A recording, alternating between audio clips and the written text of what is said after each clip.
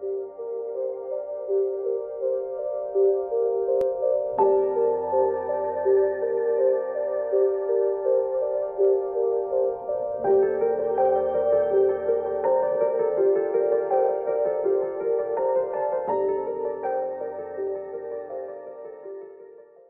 evening, and thank you for coming today to the Italian Cultural Institute of New York for this conversation roundtable around the exhibition that we are hosting in our institute. The title is, as you've probably seen it, is "Now Here is Nowhere," or "Nowhere is Now Here." You can read it both ways, and it's an exhibition about dialogue, dialogue between different influences, different artists, different cultures, and different origins of ideas, and collaboration and cross collaboration between cultures and between artists and curators as well. And this is what our institution does, and also what the American Academy of Rome does, and that's why we are very, very proud to have this this show hosted here, which is the first big collaboration between the American Academy of Rome and the Italian Cultural Institute. These are both institutions that work with this mission of promoting cultural collaboration, and culture is most of all about dialogue. Culture is talking about things and making things grow, making things, ideas develop, and making ideas more open and more integrated. It's probably for many people it's a hard time politically, socially, but our both institutions work in the opposite direction, in the direction of openness, of dialogue, of integration. So I want to thank the American Academy of Rome, President Mark Robbins, for this amazing show. The artist, the curator, who is not here, Christian Caliandro, but he did an amazing job, and also everybody for being here, for enjoying this show, for enjoying this conversation. Vivian Green for moderating our conversation. So I want to introduce, please, Mark Robbins, President of the American Academy of Rome. Thank you. Grazie Fabio per queste parole. It's fantastic to see you all here, and I hope you've gotten a chance to see the work both on this floor and downstairs in the gallery. It's really a beautiful show, and so it was framed with, I think, great precision and wit and care by Christian Caliandro. And Christian was the curator probably now 3 or 4 years ago, which was a new strategy at the American Academy in Rome, in which we asked Italian curators to select work not only from the fellows who were in residence at the American Academy in Rome, but also to include Italian artists and our Italian fellows who are part of the international community that lives and works together in Rome every year. And so you're seeing in the exhibition here a recasting of this work. For those of you who don't know, the American Academy in Rome is the oldest interdisciplinary center for international study, and it brings together 13 disciplines. It is really a place that is like no other, that encourages a dialogue between the arts and humanities.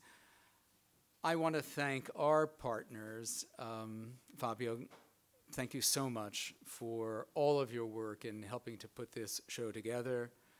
Thank you as well to Giorgio van Straten and the Italian Cultural Institute. These are the kinds of collaborations that, especially now, are incredibly important for international dialogue. I also am very, very pleased. This event tonight and the Conversazioni series that the Academy now puts on, not only in New York, but in Houston and Chicago and Los Angeles, is funded through the graces of the Helen Frankenthaler Foundation. And I think Elizabeth Smith will be with us for the program. So we're very, very pleased to have this kind of support. So each year, fellows come to the American Academy in Rome to work for anywhere from 6 months to a year. These are both scholars and artists. And to this group, we add residents, some Americans, many are not, artists like Kara Walker, Zoe Strauss, Ann Hamilton, musicians like Jason Moran or David Lang, scholars like Dietrich Neumann, Shadi Bartsch, or Mary Beard, or Avanam Sholem. These all reinforce the interdisciplinary work of the community, but also the global nature of intellectual and creative work. And as Fabio indicated diplomatically, in times like these, it's incredibly important to open up avenues for conversation, avenues for dialogue, avenues for debate, for disagreement. These are the only things that ensure the sustenance of a civil society, and art is one of the best mediums for discussing things which are both difficult, problematic, but I often find hopeful. And hope is something I think we all use in good measure at this point. So with that, I would like to, just as preface to this evening, we think about the interaction that happens at the Academy, where a classicist will sit and talk to a musician, or an artist will come back from viewing a Caravaggio in the center of Rome and ask an art historian, or suggest to an art historian that they have a new reading for that painting. And the art historian, depending on how kind they are, we need to say, maybe, or you have not a clue. But just as often, someone will say, I never thought about it that way. That's actually a different reading. It's kind of fantastic. So I think about the interaction at the Academy of the Italian Fellows and the American Fellows. So you have this, expat organization on a hill in Rome. And so I always wonder, the Italians get to see American artists and scholars reacting to Rome, reacting to their country, and they can interpret that. And then I think part of the Italians' sort of reinvention of the way they see their own country has to do with seeing it through the lens of these foreigners. It's a wonderful kind of recursivity that happens in a place like the American Academy, and I can think of few places that are as open to these kinds of discussions. So with that, I'd like to introduce our moderator for the night, Vivian Green, who's a wonderful curator at the Guggenheim. She specializes in the late 19th and early 20th century European art with concentration in Italian modernism and international currents in turn-of-the-century art and culture. In 2017, she curated Mystical Symbolism, the Salon de la Rose et Croix in Paris, or Paris. I have to go between languages. 1892 to 1897. She also organized a show that I know we all saw at the Academy. We got a wonderful tour, Italian Futurism, 1909 to 1944, which won the Association for Art Museum Curators' First Place Award for Best Exhibition. Vivian's written numerous articles and essays in journals. She's written books and volumes for Oxford University Press. She's been awarded several fellowships, such as a Bogliasco Fellowship, a Fulbright travel grant, as well as a predoctoral Rome Prize in Modern Italian Studies at the American Academy in Rome. I'm very pleased that Vivian was available to moderate tonight, and I'd like you all to join me in welcoming Vivian Green.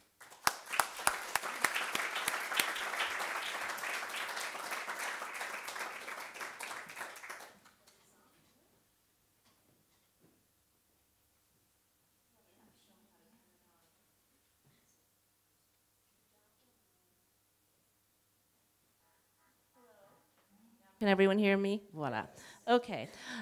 So I thought rather than introducing the artists with my own words, since you all have the wonderful guide for the exhibition, which has their short biographies in the back, I asked each of them to just send me a few lines about what they'd like me to say about their work. So I'll go in alphabetical order, I think, with the D's and the apostrophes, I never know. So, and you can come up to the stage as I say your names, I guess. So Carl Dalvia works in a sculptural idiom that is decidedly hypervisual, artisanal, and history-laden.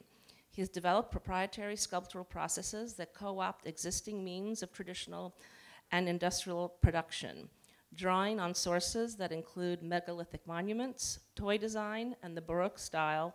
His work encapsulates seemingly antithetical motifs such as minimal, ornate, industrial, handmade, comic, tragic, progress, destruction, and attraction, repulsion. These obscured and shrouded creatures have a deceptive quality and engage the viewer with their rich, dark humor. Tommaso De Luca is interested in the critical analysis of the political structures in which materials are embedded.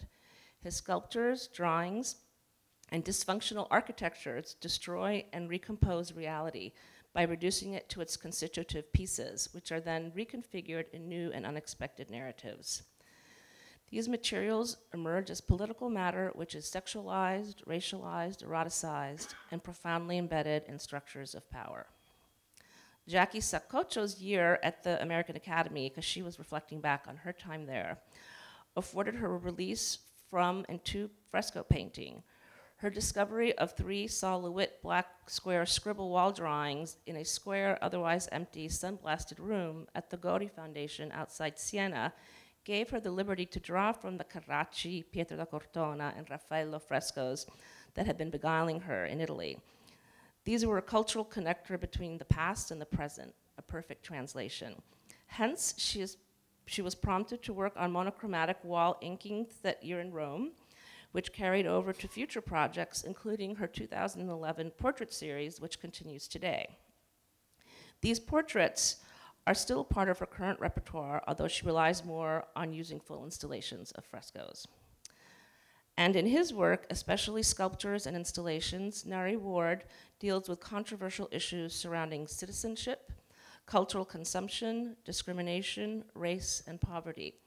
His powerful yet delicate works reveals his profound respect for the process of art making, which can transform the mundane and unattractive into something of great beauty. So the artists will join me on stage.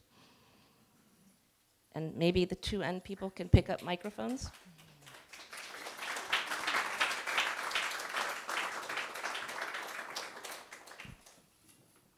Or we can pass this, there you go.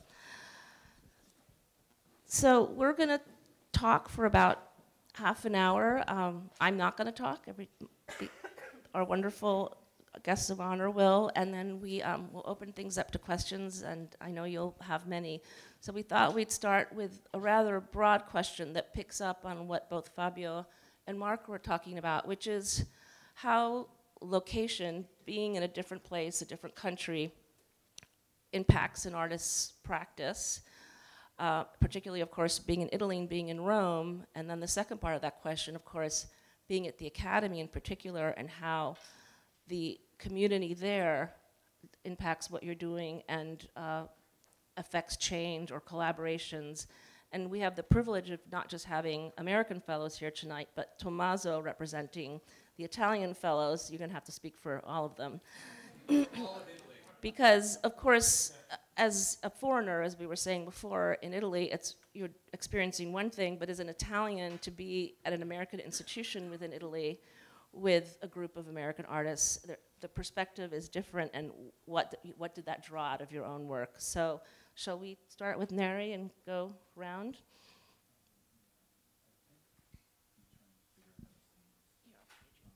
So I guess, Vivian, your question is primarily about the time there and personal time? Yes, and what came from that? So I guess for me, the biggest adjustment amongst many things in any place that you go to is every place has a particular kind of rhythm. right? New York has a particular kind of rhythm, and then certain individuals figure out how to negotiate that, or not.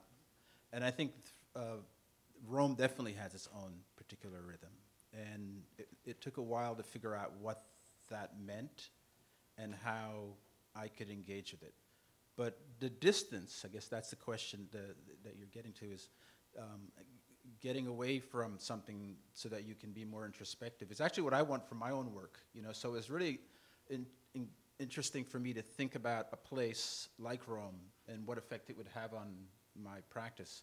And the whole idea of being away from things that you're familiar with, and having this entirely new experience. Every time, that was the one thing I would be really taken by. As an artist who goes around and picks up stuff on the street, you know, this kind of so-called found object artist, I'm always being inspired by chance and seeing things, going around and finding something, and that will lead me into some particular experience or some trigger some story. And I felt like every time I went out, you know, I would go around the corner and there were stories. There were many kinds of stories to sort of leap into.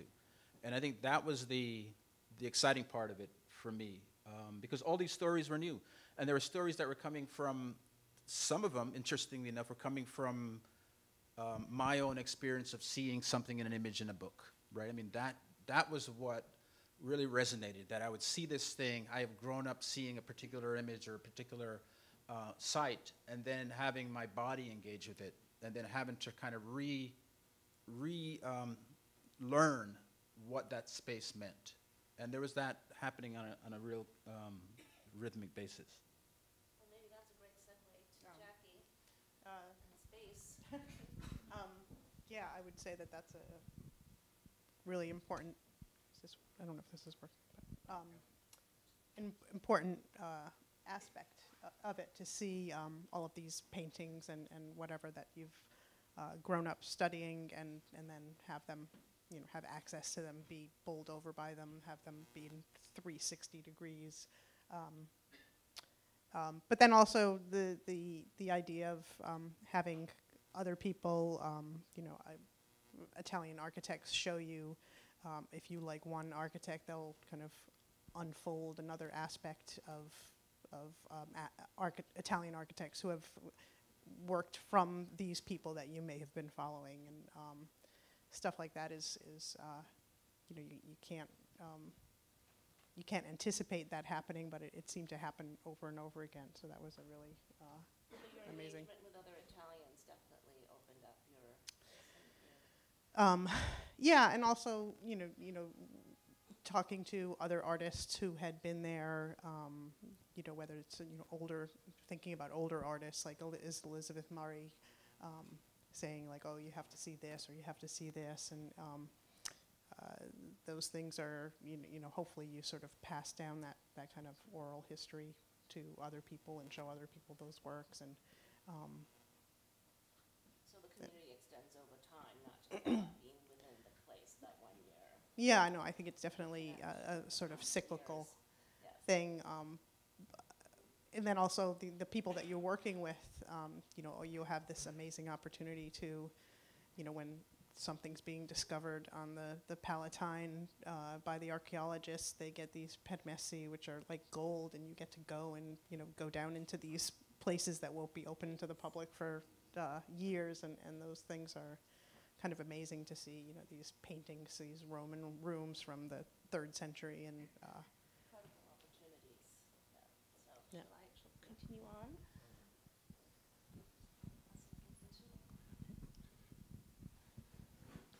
The impact of you and being in Rome. Well, I asked you if you consider yourself an American or an artist or a global artist because of contemporary art on our conversation, and you have. what did I say again? You thought you were an American artist. Very curious. Well, yeah, I mean, I think I'm an American artist. I'm from here. I grew up here. But for me, Rome has always been an incredible smorgasbord, really, of inspiration, things to steal, things to transform. When I first went there, I was very shocked by all the Baroque architecture. for example, because I think growing up here you don't learn a lot about the Baroque because it's just sort of, you learn until Renaissance and then, oh yeah, Baroque, but that's kind of bad and then neoclassicism. Skip Rococo. Yeah, you know, so certainly the plasticity of it, both the sculpture and the architecture of Borromini, the playfulness, the mastery, the unabashed mastery of it, and the kind of also the sort of, you know, dialogue between drawing and sculpture and architecture. But also, I think one of the things for me about Italy that's always inspiring also is just the kind of overall sort of palimpsesty texture of everything that's formed, not just, you know, you're prepared for these great masterpieces, but not for, you know, oh my God, look, that guy put a balcony over there, and then he put a statue up there, and look, oh, that crumbled, and they put, you know, just this sort of incredible fabric that people have made there. Baroque in the sort of small b sense too, that there are all these different elements over time and accretion that build up, so it's especially so. Yeah, it's just so rich, and to sort of think about, I don't know, participating in that kind of big history and thinking about that history, and to be able to kind of come from outside, but to participate and enjoy that and get inspired by it, incredibly useful, incredibly inspiring for me. Well, I have to say my experience or our experience as Italian fellows. Speak for everyone. Yeah. Speak for your country.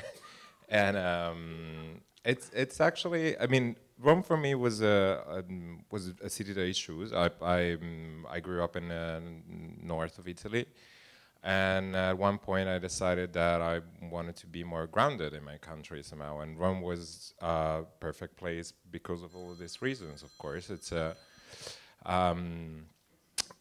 not just about a history, but it's really referring to Baroque in a way.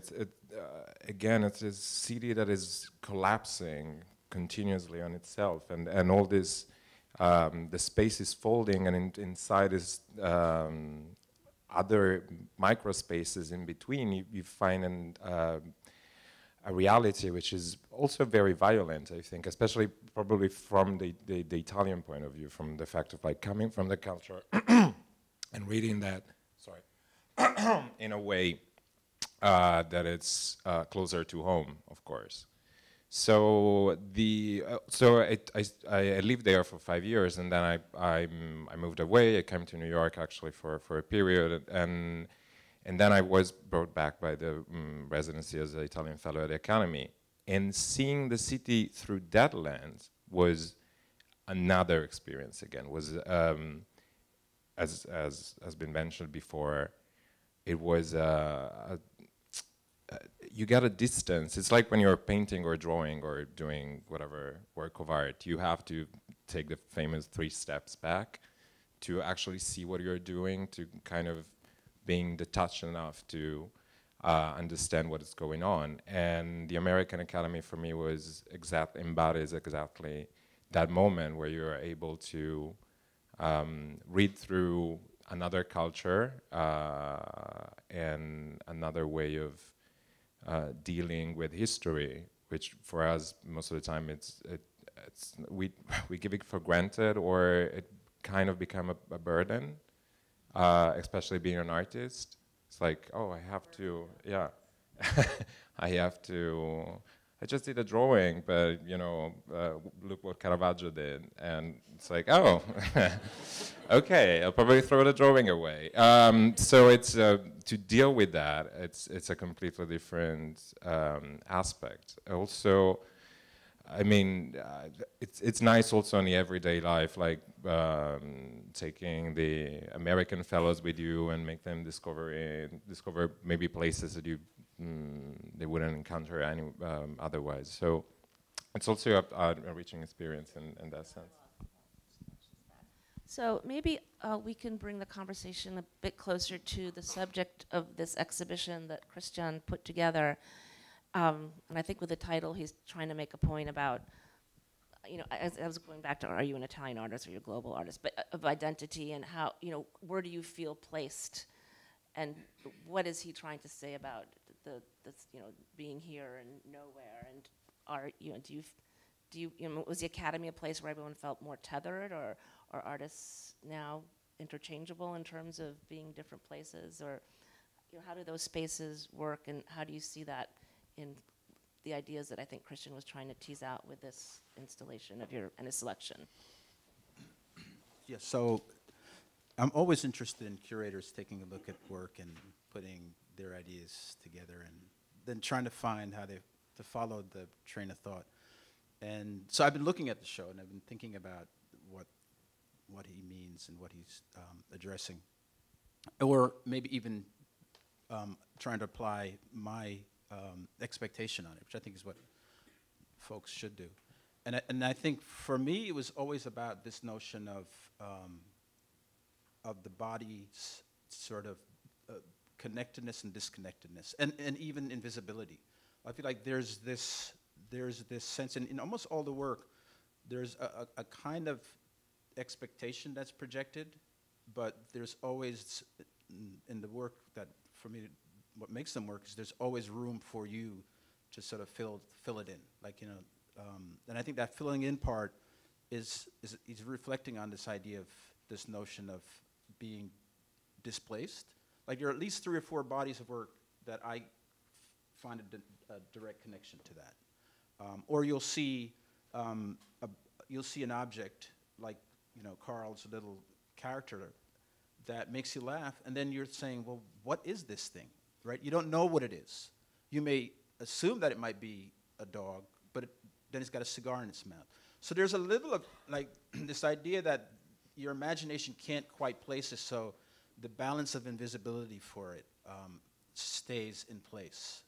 My particular piece deals with that directly because these the symbol, this kind of copper element was referencing a floor of a church, the first African Baptist church in Savannah, Georgia, and it was really a place for the Underground Railroad. And on the floor were these patterns. There were 26 sets of these patterns, and they were breathing holes for the slaves to go north. And so I kind of created that form and danced on top of it with the sole of my shoes to create evidence of that.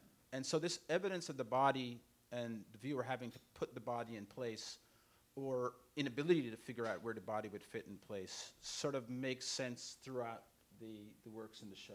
And so I'm really, engaged with that. Even when it's a work that, Tommaso's piece or Jackie's piece, there's something about looking at these stories and then trying to figure out how you belong in them.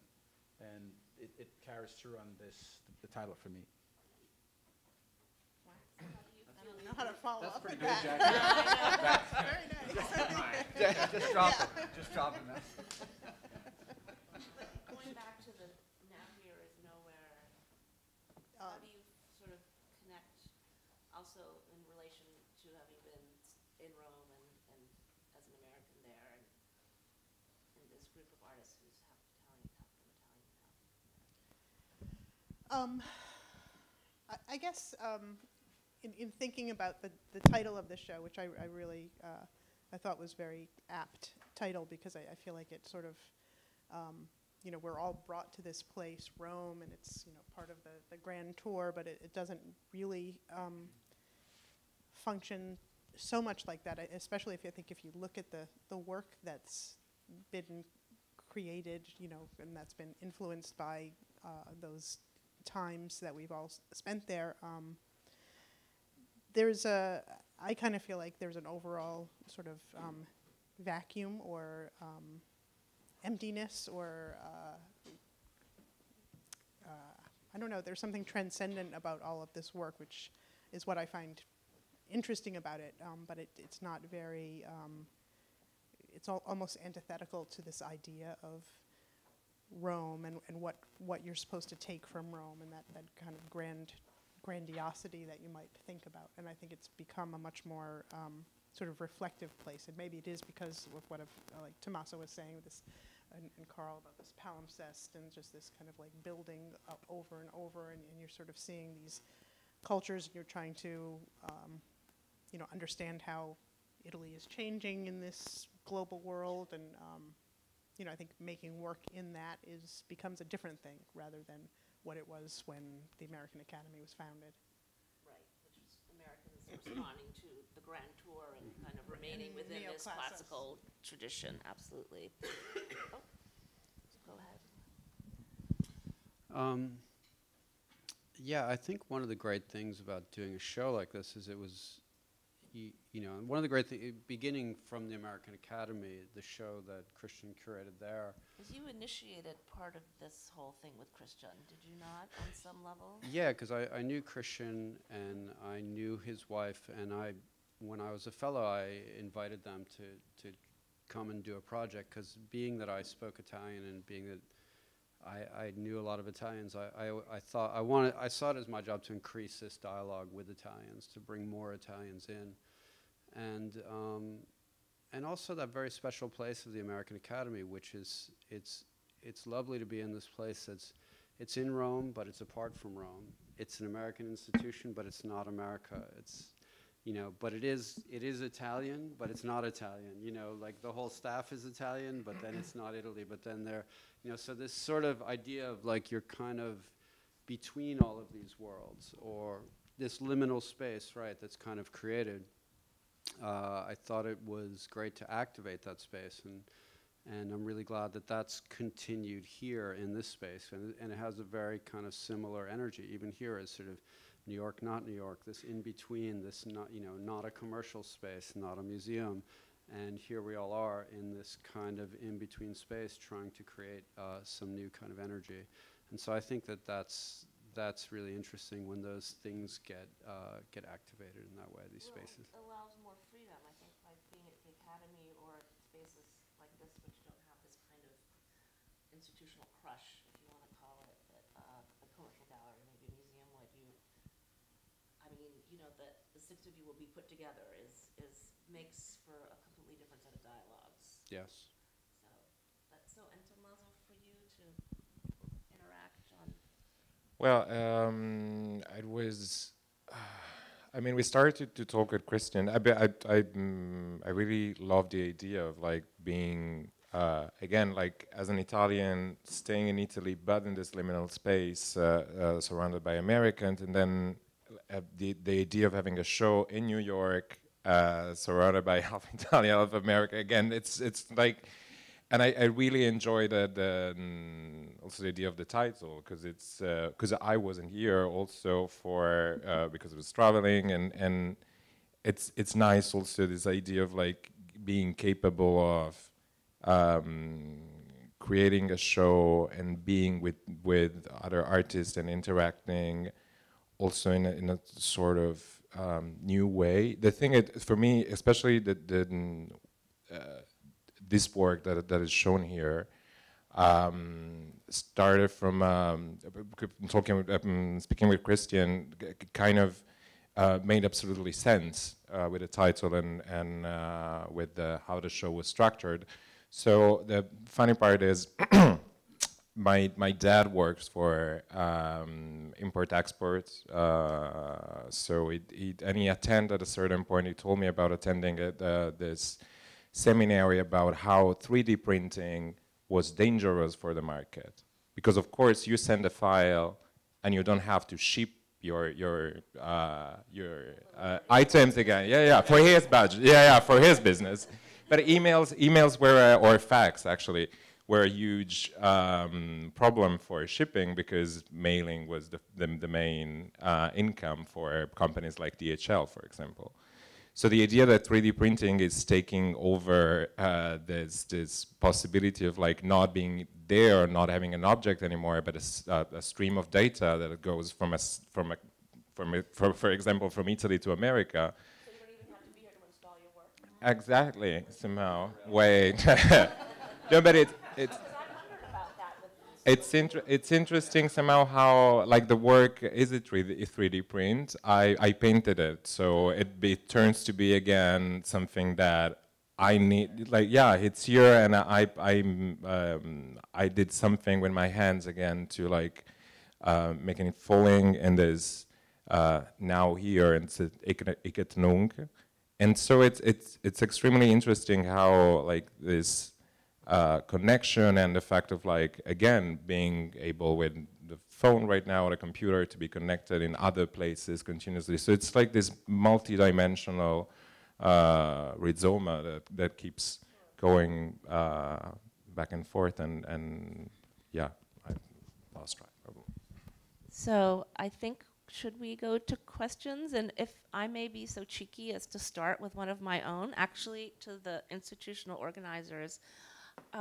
You said this is the first time that you two have collaborated, and I'm wondering how, no, I mean, it's great. I'm just wondering how it came about and how you identified the galleries here, and because it seems like such an obvious thing, and yet it never occurred to me either. And you know, speaking of the two sides or multiple voices, you're really doing that here with a official government entity and a cultural foundation that has a very different history. And you know, I think these kinds of collaborations, if I may, always grow out of sort of individuals and conversations. So we have Peter Benson Miller, who's the high school arts director, is the person who's on staff at the American Academy, who, while being an American, has lived in Italy for the past 20 years. And so he has a good affiliation with Italian artists, and I think this then coincided with an expanded sense at the Academy that institutional collaborations were important. So we just opened an exhibition at the Arthur Ross Gallery at Penn with 3 women photographers drawn from our archives, women photographing Rome.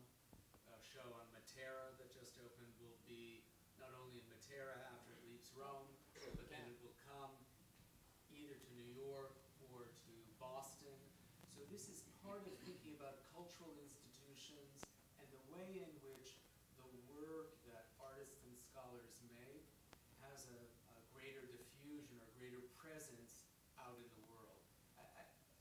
It's interesting to think about the ease with which this should happen through 3D printing. And then we realize so many of the barriers are really self-created. And so it really requires the receptivity of several organizations or institutional bodies. And with the Italian Cultural Institute, we had a kind of remarkably good series of conversations which led to this. But it was really Fabio and Giorgio van Straten who thought that this would be a great thing for us to do, to talk both about America and the United States and the way in which art is about both of those places and about every place. right, because Fabio, Yeah, obviously, Peter Benson Miller had a great role in developing this project, and Christian as well, because we came out with the idea by talking with Christian Caliandro, with the curator, and of course Giorgio van Straten, because he has developed in the last years this idea of, so we are an Italian governmental institution, so our mission is to promote Italian culture here in New York, in the United States, but we are developing more and more the idea of also being a center of dialogue with the American institutions that are connected somehow with Italian culture. This is the case of the American Academy of Rome. By the way, I'm from Rome, and maybe the American Academy of Rome is the first international cultural institution that I attended in my life, because I was born like 10 blocks away from the American Academy of Rome, and I always lived in the area. So it's I'm personally have this link with it. But yeah, this is one of the example. But for example, I want to mention the collaboration that we had before this with Magazzino Italian Art. Vittorio Calabrese, the director, is here, which is also an American institution promoting Italian art in the United States. So the two last exhibitions that we hosted here were always connected with other important American institutions. well, and So everyone it's- is less siloed this way, which, as you were saying, sometimes it's really us who's creating the silos. And Yeah, And it's also about what's the role of the Italian cultural institutes in the world today, especially in a city like New York. Decades ago, years ago, it was more like a center where communities of Italians could fine. come and find home and find out what was happening back there because they had no connections at all or very little. Nowadays, you have access to everything real time. You know exactly what's happening in every single gallery, museum, movie theater in Italy. So it's Italian Cultural Institute is becoming something else. And this is probably this exhibition is the easy example to understand what's becoming now. Okay, and if anyone would like to ask a question, if you could come up and get the microphone, because we're taping this, I think.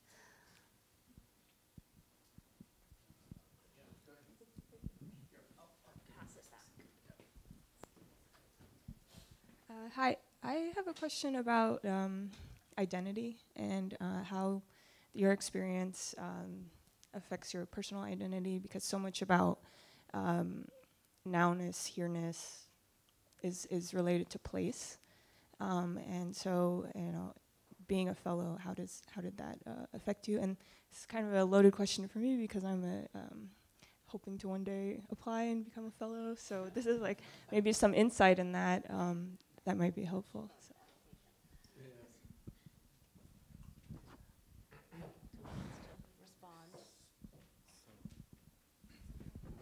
You know, that's a big question, but this identity. So, you know, one of the things that I was really intrigued with being African American, Afro-Caribbean, whatever the label is placed on you, and then now you have to go, and then you're an American, right? And so that was also really, that was quite strange. But the thing about the experience that I come back from in Rome in general, maybe not even just Rome, but academies, they're really institutions of power, you know, and so you're in some ways acclimating yourself to this history, and then trying to figure out what's your sort of what is your place, what is your dialogue with it, you know, historically what's your dialogue, and now what is your expectation from it at this moment. And so that was always very important for me to consider. And when I was there, I was really focused on the relatively new, I mean, the Arte Povera folks, because I think they were, as an Italian movement, trying to negotiate their own history and the sort of oppressive nature of it, the weight of it, and finding a contemporary voice for the present. And so I felt a real affinity to them because of that, because I felt like I had a kind of weight in terms of sort of racial, maybe even this notion of power, the power dynamics, and my relationship to the power.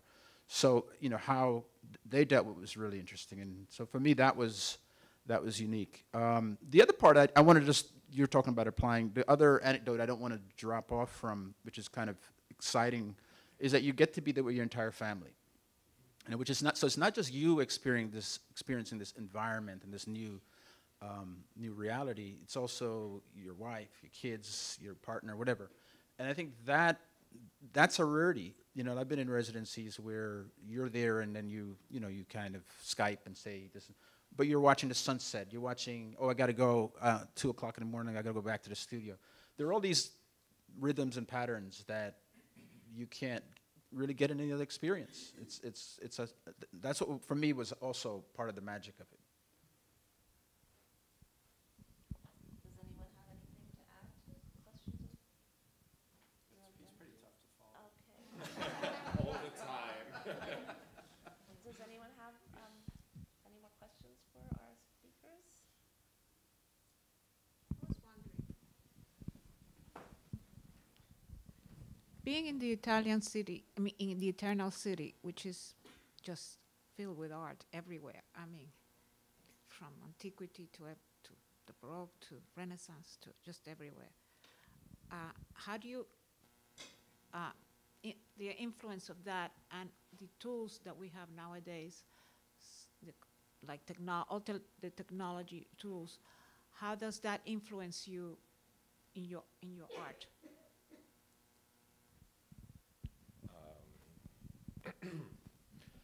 It's, I mean, again, I chose to be in Rome because I wanted to, well, because I was just getting emotional every time that I entered the city.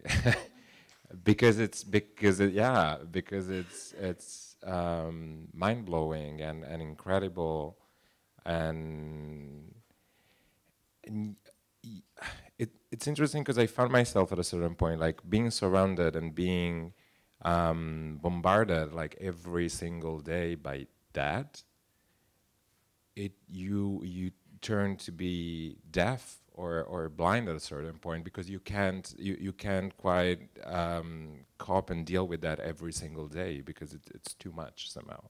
So, Stendhal syndrome, yeah. But every street that you take, also like I was living. I mean, also the perspective from the academy. It's quite interesting because I was living in a different neighborhood, different one.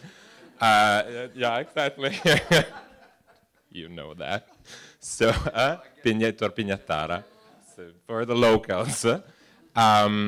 Which is down in the valley. It's completely was built after the war, so nothing poetical there. And yet, like, there was something extremely beautiful and romantic and picturesque about it. It's interesting because when I got there, I started to. I mean, the consequence, like the common consequence that someone would probably get into his work. Would be like working on memory and history of art, and I started to work with that, but like trying to work against memory, or against beauty, or against this idea of like formal perfection or how would I say, intriguing architecture or something. It's more like an inward sort of approach to that, because on the other hand you have to deal with it. It's incredible to be in New York and see, as we were saying before, the speed, the speed of a place. Like New York is fast, Rome it's everything but fast probably, but that also to try to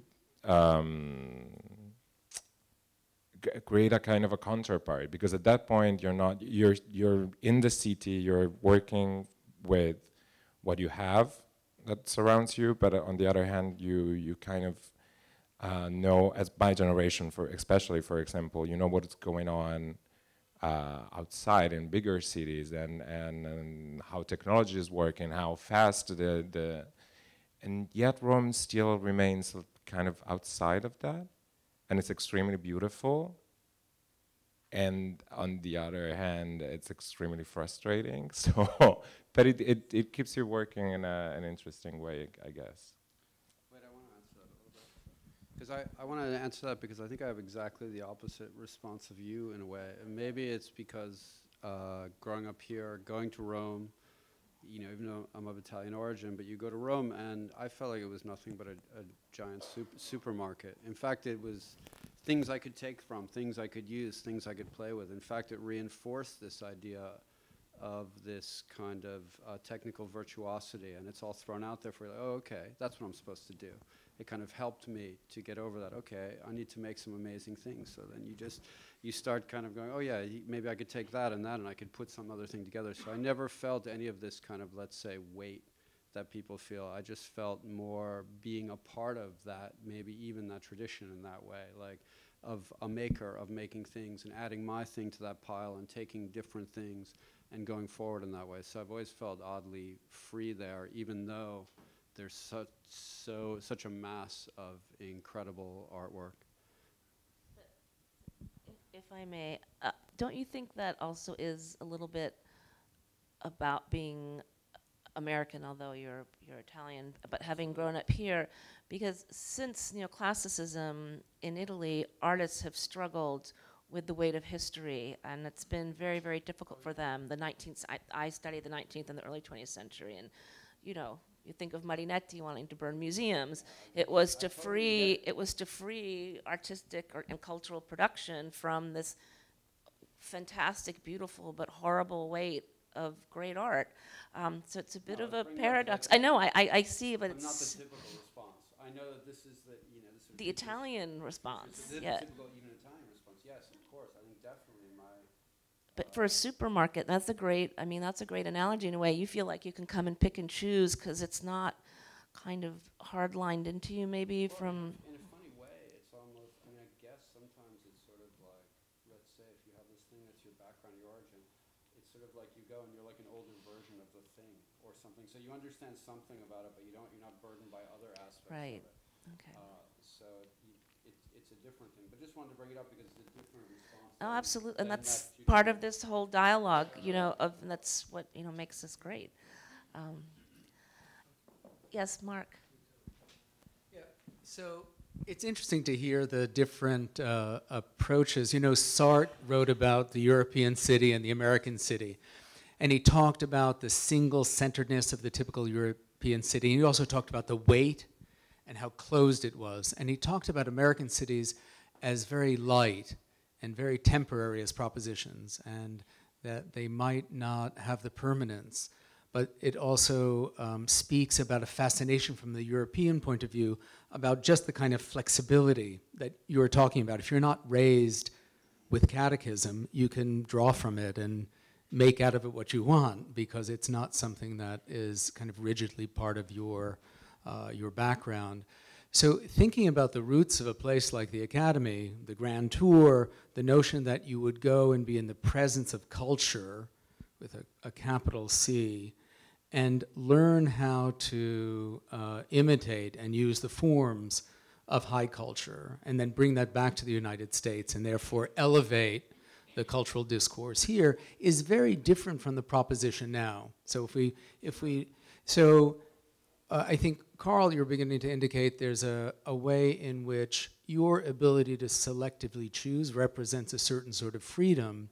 But if we walk through the galleries, it would be very difficult to tease out the difference between the Italian artists and the American artists. I think in a way that maybe 30 or 40 years, there might have been different concerns. And this has to do with the speed of transmission of ideas and a kind of internationalization of modernity.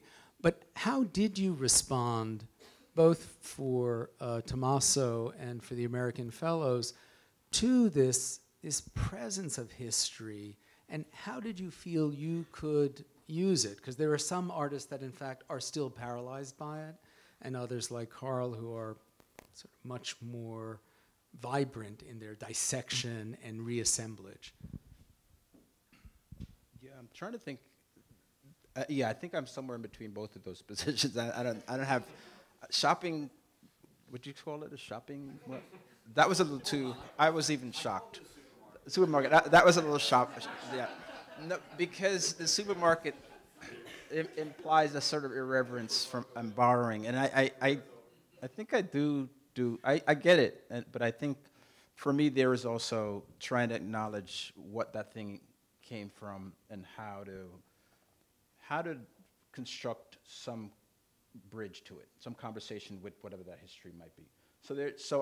But I do feel like the sort of postmodern aspiration of grabbing anything is to go, is easy.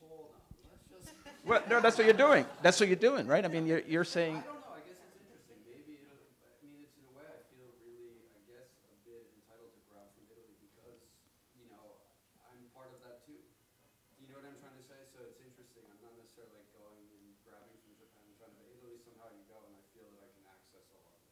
Yes, so there. Because I have the language. Well, in this funny way, when we were at the American Academy, Eugenio, he's not here, one of the artists in the show, he would always joke. He would say, "You're the most Italian guy at the American Academy." Yeah, I remember that. He Yeah, it's true. Joke around about it. So I guess I've always felt a certain comfort level and access to the Right. take and transform in that way. Where do you I get stand, you. Jackie, then? Um, I mean, since we're picking these gradations. I think it Mall, not supermarket. I think I feel a liberty, and I don't think it has to do with being Italian American. I think it has to do with that I studied there as a college student, so I think repeated visits made it easier to kind of come and be able to reflect. But I think also, what I had written to you about when I first seeing how, someone who like Sol LeWitt had taken the liberty of seeing these, had definitely spent a lot of time in Italy, and sort of kind of reinvented, his sort of reaction to these incredible murals through his wall drawings, which are, one could say that they have nothing to do with them, but they also have everything to do with these.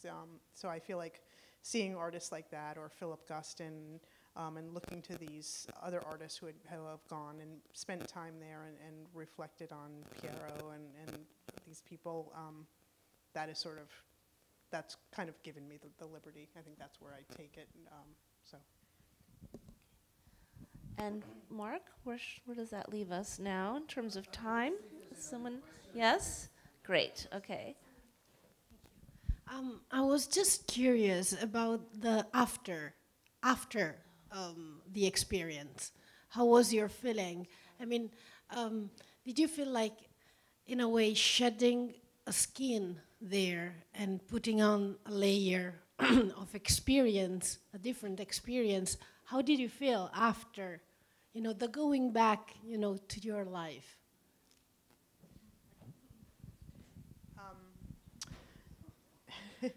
It's it's awful at first, but I feel like I still take from that time there, and still kind of come back, go through my journals, and kind of still find things that I can work with, and so it was painful, but but worth it.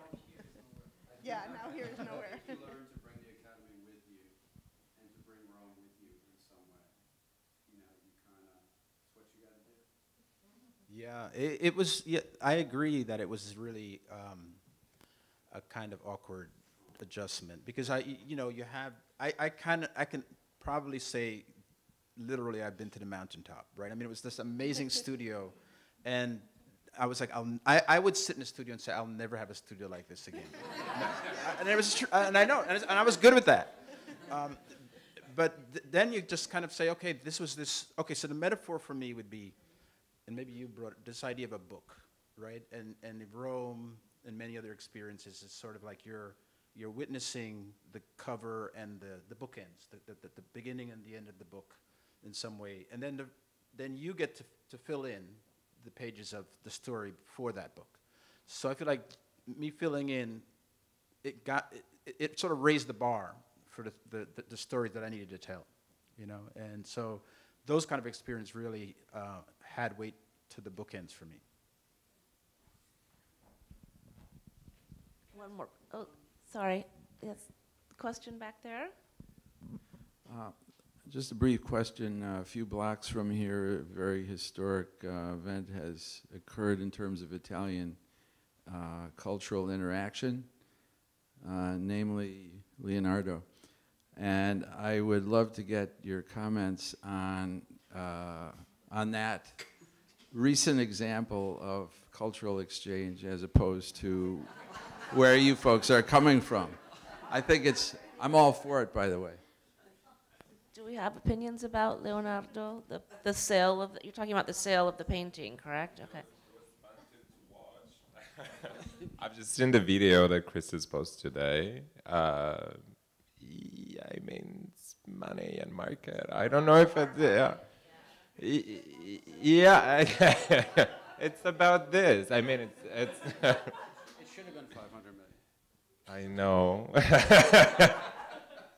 This much. I missed it for this much.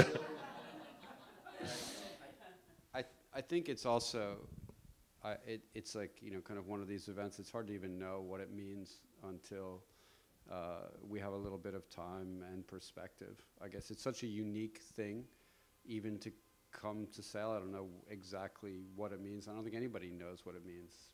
Anyway, that's my opinion. But Italians are doing pretty well on the art market because remember the Modigliani nude last year went for 170 million to a Chinese collector, and this time it's a Russian oligarch. So I mean, but it is the hype of the art market more than it is about, I think, a particular culture or the thing itself. I mean. Scusa, no. Last quick question. I'm happy the conversation was very much about the impact of being in Rome on your experience as an artist, on your ideas, on your practice.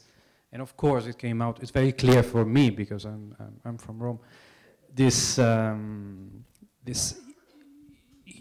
greatness of the artistic history, of the history itself. Ranuccio Bianchi Bandinelli said that Rome is its relationship with the past, and it started with the Arch of Constantine, so the 4th century. They already had a problem. What are we doing with the past of it? Because it's so huge, and so. But we have, and yeah. So, but we have a lot of Italian artists who come here to New York. So the other way around. We have a residency program. Some of the artists, of Italian artists, are here. One is sitting close to mine, Danilo, somewhere there. We have a residency program for Italian artists coming to New York, staying 6 months here in Brooklyn in particular. So it's really. So what do you think, as American artist, and as Italian artist for Tommaso, could be this impact on the other way around? So being in New York for an Italian artist. I guess I speak also for the us, the the Italians, the Italians. I don't. Well, well, I mean, I did. After leaving Rome, after 5 years there, I left Rome and I came here for a few months, and then I started to go back and forth because it's a city that I deeply love, and I think it's true that I was trying to, because I arrived yesterday, and this time was the first time that that I was confident enough with the city, so I wasn't like amazed every corner again, like, oh my God, it's so tall. Because it's true also compared to the skyline. No, but the thing is,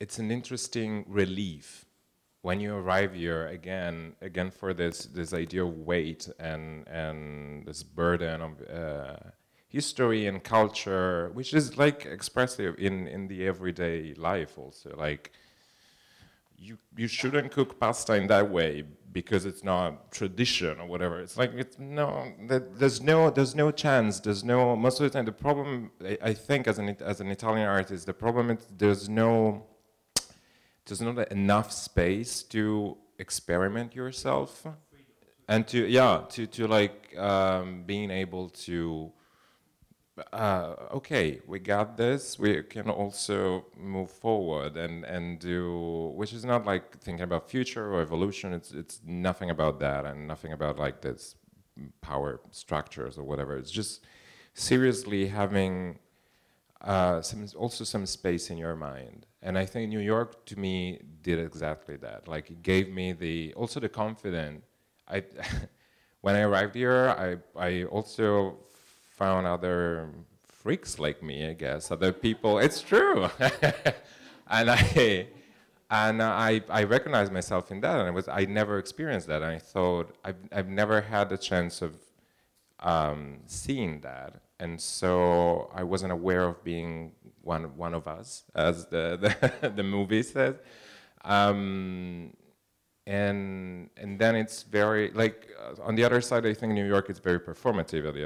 On the other hand, like you don't have to be, you can be the best version of yourself. So it's not just yourself. You have to be like 300% more who you are. It pushes you, and it's interesting, but it's very energetic. It's absolutely an incredible experience, I think. It's mind-changing for sure. Well, thank you so much for a really vibrant conversation. I want to thank all of our artists. Thank you, Vivian. Thank you, Nari, Jackie, Cal, Tommaso. Fabio, thank you so much. And thank you to Jojo van Straten and the Italian Cultural Institute. These are the kinds of conversations that I think are vital. If you happen to be in Chicago on Saturday, we'll have another one. There's somebody from the Midwest, thank you, in sync with the National Trust and the Chicago Biennial.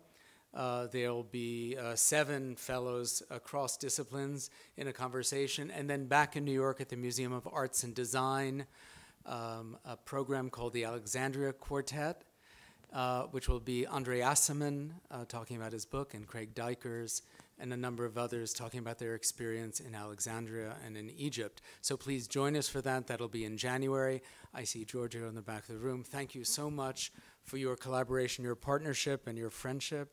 And thank you all for coming. Have a great night.